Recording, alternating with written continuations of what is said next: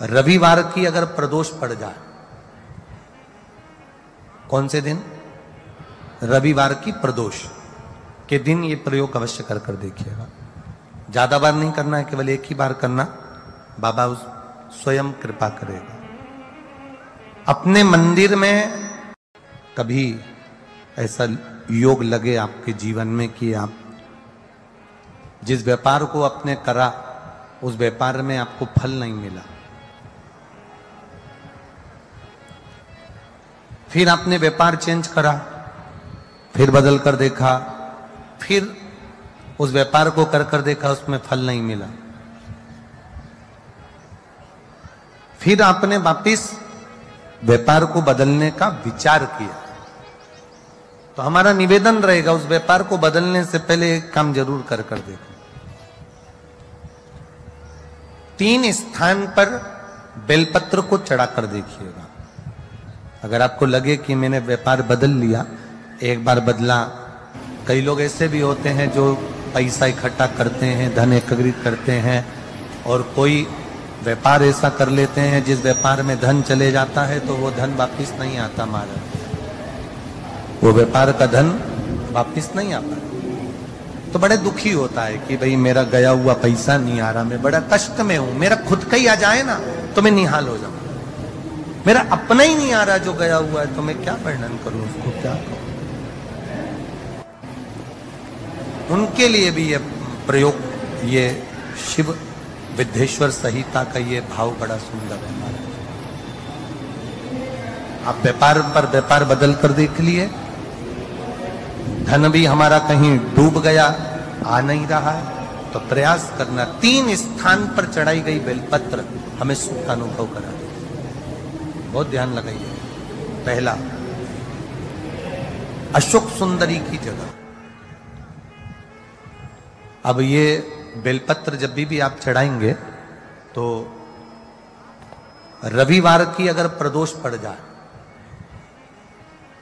कौन से दिन? रविवार की प्रदोष के दिन ये प्रयोग अवश्य कर कर देखिएगा। ज्यादा बार नहीं करना है, केवल एक ही बार करना, बाबा उस स्वयं कृपा करेगा। अपने मंदिर में, अर्थात अपने घर के पास कोई मंदिर हो, शिवालय हो, देवालय हो, जहां शंकर भगवान विराजमान हो, शिवलिंग हो, ऐसी जगह पर अवश्य करें। हमें कहीं दूर जाकर ये प्रयोग नहीं करना है, अपने अपने शिवालय, अपने जो घर के आसपास में शिवालय हो वो। एक बेलपत्र अशोक सुंदरी वाली जगह। अब उसको अशोक सुंदरी की जगह पर भी चढ़ाने का तरीका क्या है? जब हम बेलपत्र चढ़ाएंगे तो उस बेलपत्र को चढ़ाते समय आपकी जो बेलपत्र की डंडी है, वो बेलपत्र, रविवार प्रदोष के दिन का ये उपाय है महाराज, ये बेलपत्र की जो डंडी है, इस डंडी का भाग शिवलिंग की ओर होना चाहिए। ये जो डंडी है, इसका भाग अशोक सुंदरी पर जब चढ़ाएंगे तो शिवलिंग की ओर इसका भाग होगा महाराज। दूसरी, बेलपत्र को जब हम समर्पित करेंगे, जया, विषहरा, शामरीवारी, दौतली, देव, मान लो जलाधारी ऊपर नहीं है शंकर जी के, तो उसका स्मरण कर कर 5 कन्याओं का नाम लेकर, जया, विषहरा, शामलीवारी, दौतली, देव, इनका स्मरण कर कर शंकर भगवान के शिवलिंग पर बेलपत्र रखेंगे। बेलपत्र कहां रखना है? आप अगर यहां बैठे हो तो आपके विपरीत में डंडी का मुख होना चाहिए। ये बेलपत्र की जो डंडी है, इसका मुख आपके विपरीत में हो। आप यहां बैठे हो तो डंडी उधर होगी, आप इधर बैठे हो तो डंडी का मुख इधर होगा, आप उधर बैठे हो तो डंडी का मुख इधर होगा, आपके ठीक विपरीत की ओर डंडी का मुख हो। ये 2 जगह बेलपत्र समर्पित करने के बाद, तृतीय बेलपत्र शिवलिंग की जो जलाधारी है, जहां पर भगवान शंकर का शिवलिंग रखा है, वहां स्पर्श कराकर, केवल छुआना है, स्पर्श कराकर बेलपत्री के पेड़ के नीचे ही कोई कंकर हो, कोई शंकर हो, या कोई मिट्टी का ढेला हो, नी हो, तो वहीं मिट्टी को थोड़ी सी ऊंची कर कर एक बेलपत्र बैठकर इस बेलपत्री की डंडी जड़ की ओर, मतलब जो वृक्ष होता है उस ओर इस डंडी का मुख होना चाहिए। ये 3 रविवार के प्रदोष के दिन शंकर भगवान पर चढ़ाई गई बेलपत्र से हमारा गया हुआ धन भी पुनः आने का रहता है और हमारा जो व्यापार बार बार बंद हो रहा है, शिव की कृपा से एक बार चालू तो चालू हो ही जाता है, शिव तत्व को जाए। और निवेदन है सब भाव से करना है, हृदय चित्त आनंद जो विषय। प्रदोष के दिन प्रदोष काल में लगाया गया दीप, प्रज्वलित करा गया दीप 5 स्थान पर फल देता है। प्रदोष के दिन प्रदोष काल में लगाया गया दीपक 5 स्थान पर फल देता है। पहला स्थान, अगर हमको या हमारे परिवार में किसी को काल सर्प दोष है तो हमारा प्रदोष का लगाया गया दीपक कहीं पूजन मत कराओ, वो दीप जलाने से ही काल सर्प दोष समाप्त होता चले जाता है। दूसरा स्थान पितृदोष, अगर किसी ने कह दिया कि तेरे घर में पितृदोष है, तेरे घर में, कई लोग बता देते हैं कि तुम्हारे घर में, कई माताएं पूछती हैं मेरे घर में बेटा नहीं, मेरे घर में 3 बेटी हो गई, 4 बेटी हो गई, 5 बेटी हो गई, बेटा नहीं है, बेटा नहीं, तो किसी ने कह दिया पितृदोष है। अब तुम शंकर जी की पूजन कर रहे हो, शंकर जी पे जल चढ़ा रहे हो, शिव की स्तुति कर रहे हो, तो किसी किसी की यहाँ 3 बेटियों के बाद, 4 बेटियों के बाद, एक माता ने तो लिखा है कि उसके यहाँ 2008 में उसके घर में लड़की ने जन्म लिया था, या 2008 में उसके घर में बच्चे ने जन्म लिया था, लड़की। उसके बाद फिर लड़की ने जन्म लिया और उसके बाद उसके घर में कोई पुत्र का योग नहीं बना। तब उसने प्रदोष के समय पर शाम को दिया लगाना प्रारंभ करा और 2008 में बच्ची जन्मी थी और अब 2024 में उसके घर में लड़के ने जन्म लिया।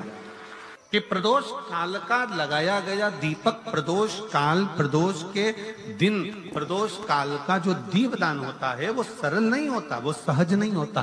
5 स्थान की पूर्ति करता है। पहला स्थान किस चीज के लिए? काल सर्पदोष के लिए। दूसरा पितृदोष, कैसा भी तुम्हें कोई पितृदोष बता दे, कितना भी तुमसे कोई कह दे कि तेरे घर में पितृ का दोष है, तेरे घर में ये दोष है, अगर आप प्रदोष के दिन, प्रदोष काल में, अर्थात सूर्य अस्त के समय के 2:45 तक का जो समय होता है, 2 घंटे के समय का, उसके अंतर्गत अगर आप प्रदोष काल के समय में भगवान शंकर को दीप लगाने के लिए अगर पहुंचे हो तो वो आपको फल देगा ही, पितृदोष का निवारण होगा ही। चाहे तुम कुछ करो चाहे मत करो, वो पितृ की शांति करा दे। दूसरे नंबर पर है पितृदोष। तीसरे नंबर पर है वास्तु दोष। हमारे घर का,